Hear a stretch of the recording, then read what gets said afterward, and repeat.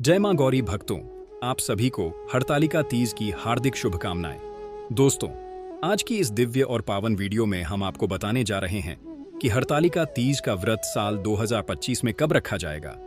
लोग बहुत ही कंफ्यूजन की स्थिति में है कि इस बार साल 2025 में हरतालिका तीज का व्रत कब रखा जाएगा, 25 या 26 अगस्त, और इसकी पूजा का शुभ मुहूर्त क्या रहेगा।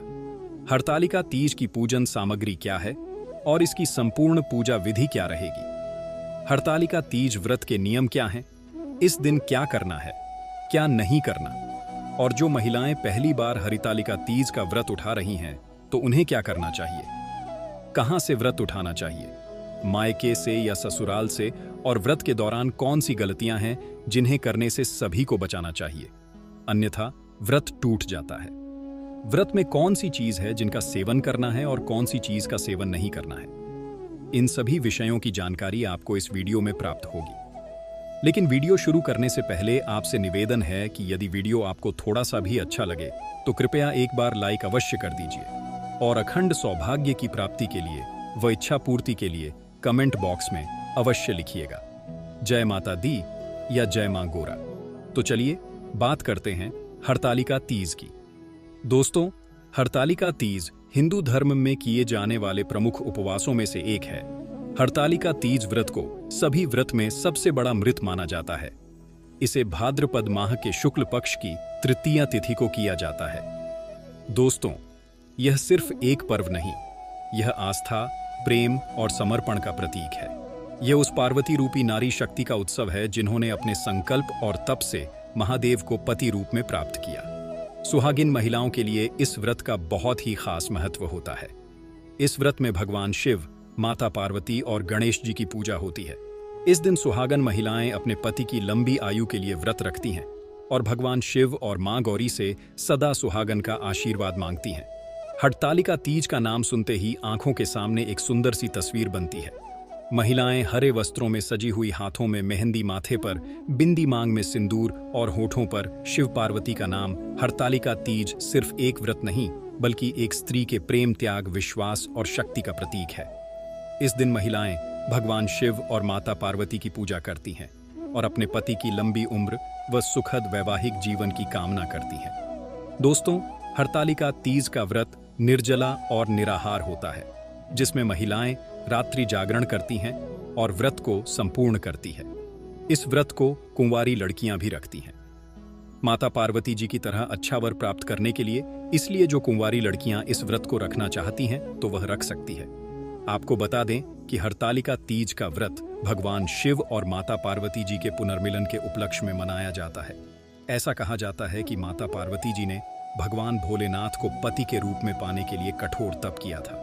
माता पार्वती के कठोर तप से प्रसन्न होकर भगवान शिव जी ने उन्हें पत्नी के रूप में स्वीकार किया। तभी से अच्छे पति के कामना और पति की दीर्घायु के लिए कुमारी कन्या और सौभाग्यवती महिलाएं हरतालिका तीज का व्रत रखती हैं और भगवान शिव और माता पार्वती जी से आशीर्वाद प्राप्त करते हैं। चलिए भक्तों, अब सबसे पहले हम जान लेते हैं कि हरतालिका तीज का व्रत कब रखना है, पूजा का शुभ मुहूर्त क्या है।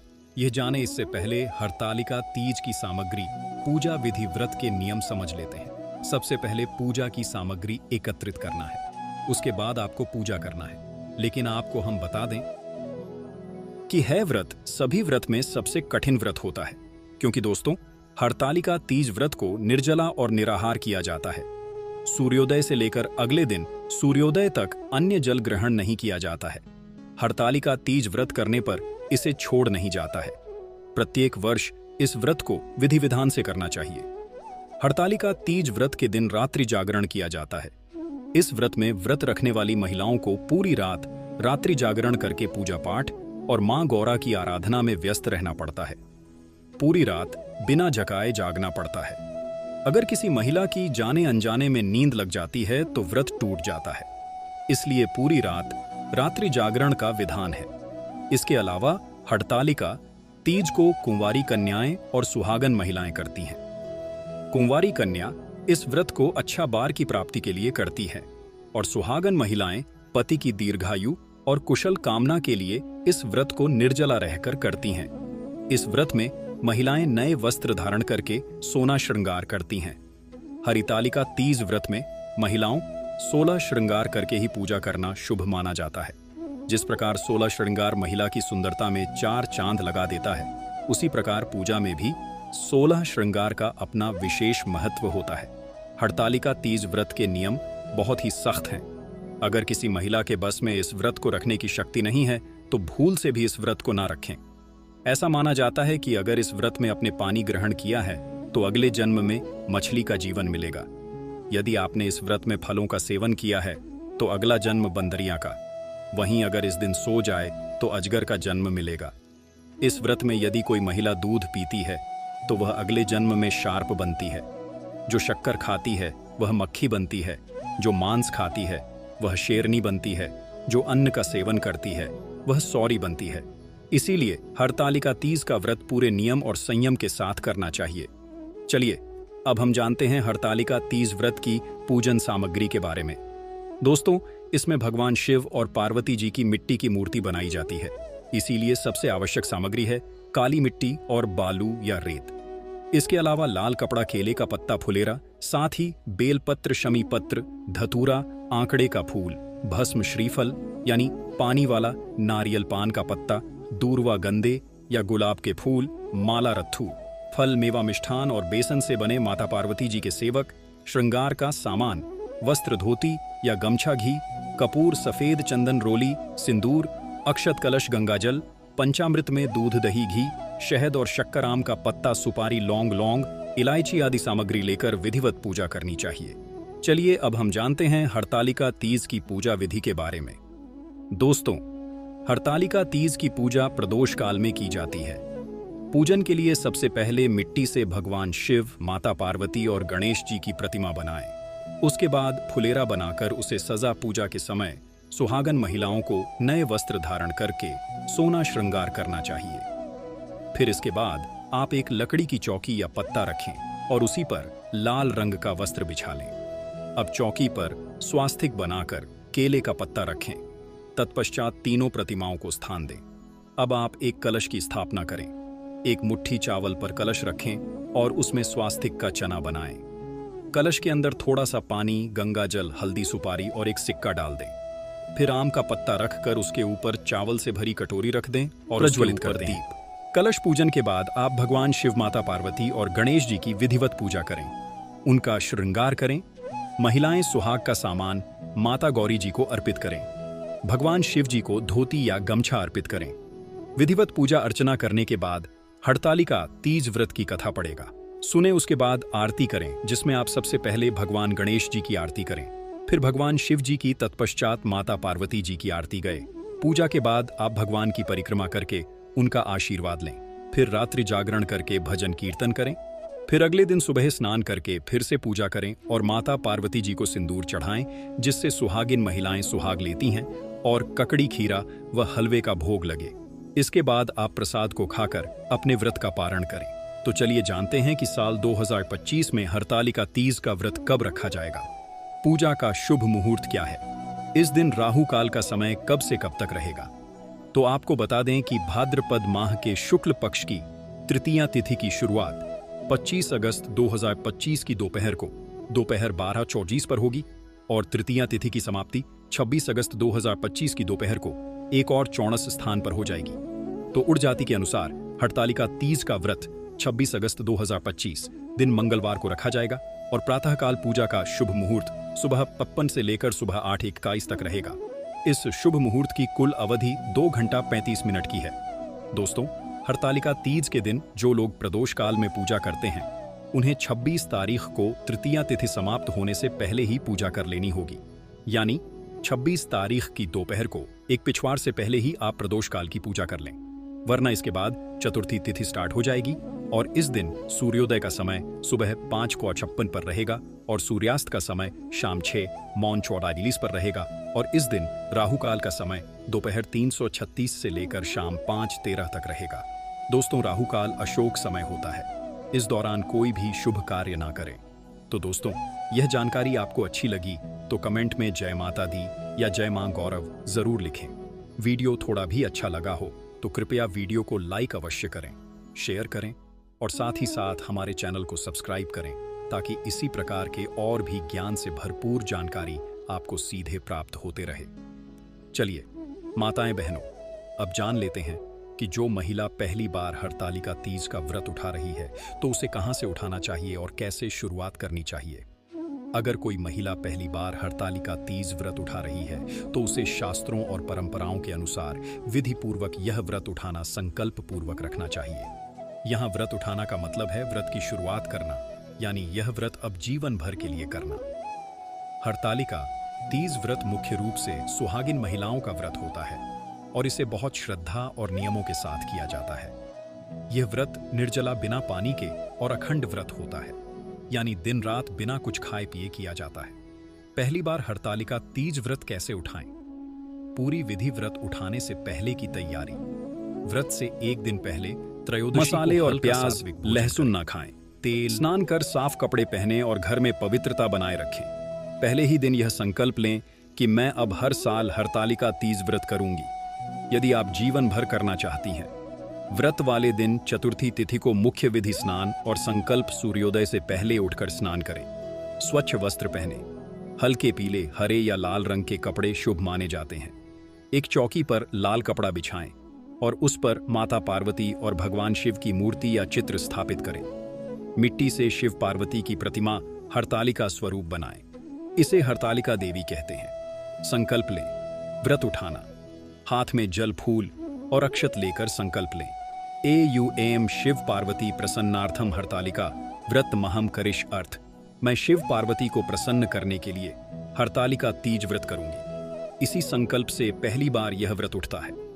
पूजा विधि माता पार्वती और भगवान शिव को जल, दूध, फूल, बेलपत्र, धतूरा, फल आदि अर्पित करें। चूड़ी, सिंदूर, मेहंदी, बिंदी आदि सुहाग सामग्री अर्पित करें। हरतालिका तीज व्रत कथा सुने या पढ़ें। जरूरत हो तो मैं दे सकता हूं। रात भर जागरण करें। कथा, भजन, कीर्तन करें। व्रत पारण अगले दिन पंचमी तिथि को सूर्योदय के बाद व्रत पारण करें। पूजा के बाद फल, जल आदि ग्रहण करें। ब्राह्मण या किसी सुहागिन महिला को भोजन करवाकर दान दक्षिणा दें। व्रत कहां से उठाएं? सांकेतिक रूप से व्रत उठाना कोई भौगोलिक स्थान से नहीं होता, बल्कि यह एक संकल्प प्रक्रिया है। इसे आप अपने घर के पूजा स्थान या किसी शिव पार्वती मंदिर में जाकर भी कर सकती हैं। अगर परिवार में पहले से कोई महिला यह व्रत करती है तो उनसे आशीर्वाद लेकर उनके सामने संकल्प लेना शुभ माना जाता है। इस प्रकार से इस विधि द्वारा महिलाएं जो पहली बार व्रत उठा रही हैं, उठा सकती हैं। लेकिन एक बात याद रहे, जिस महिला ने इस व्रत को उठा लिया है वह इसे छोड़ नहीं सकते। अगर छोड़ना है तो आप हमें कमेंट में बताएं। उसका अलग से हम एक वीडियो बना देंगे। इसके अलग नियम है। चलिए अब जान लेते हैं कि वह कौन सी गलतियां हैं जो हड़ताल का व्रत में महिलाओं को भूल से भी नहीं करना चाहिए। व्रत के दौरान कुछ ऐसी गलतियां होती हैं जिन्हें महिला जाने अजाने में कर देती हैं और पूरी जिंदगी होना पछताना पड़ता है। तो चलिए जानते हैं कि वह कौन सी गलतियां हैं जिन्हें भूल से भी नहीं करना चाहिए। हरतालिका तीज व्रत एक अत्यंत कठिन और पुण्यदायक व्रत है जिसे महिलाएं अखंड सौभाग्य, सुख, शांति और अपने पति की लंबी उम्र के लिए रखती हैं। यह निर्जल, बिना पानी के और निराहार बिना भोजन के व्रत होता है।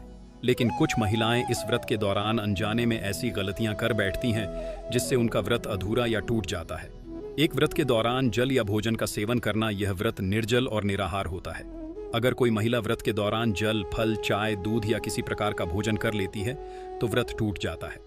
इससे व्रत रखने का कोई फल प्राप्त नहीं होता और पति पर संकट आ जाता है।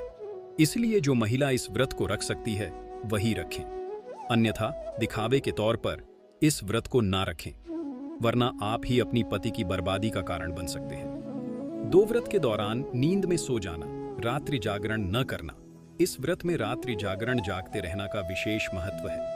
यदि कोई महिला रात में सो जाती है तो यह भी व्रत को अधूरा बना सकता है। इसलिए इस व्रत को अकेली महिला ना रखते हुए 3-4 महिलाओं को एक साथ रखना चाहिए, ताकि रात्रि जागरण में सभी एक दूसरे से बातचीत करते हुए, भजन, कीर्तन, पूजा पाठ करते हुए रात को व्यतीत कर सके। अन्यथा इस व्रत को ना रखें। जिस महिला को रात्रि में जागने की क्षमता नहीं है वह तो इस व्रत को भूल से भी ना रखे, अन्यथा लगता है घोर पाप। व्रत के दिन बाल धोना या बाल काटना, तीज के दिन बाल धोना नाखून खून काटना, बाल कटवाना वर्जित है।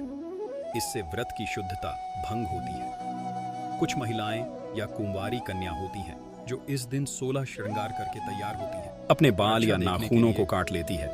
जाने अनजाने में यह गलती महिलाओं द्वारा हो जाती है, तो इस गलती को करने से बचना चाहिए, अन्यथा आपके माता गोरा के क्रोध का सामना करना पड़ सकता है।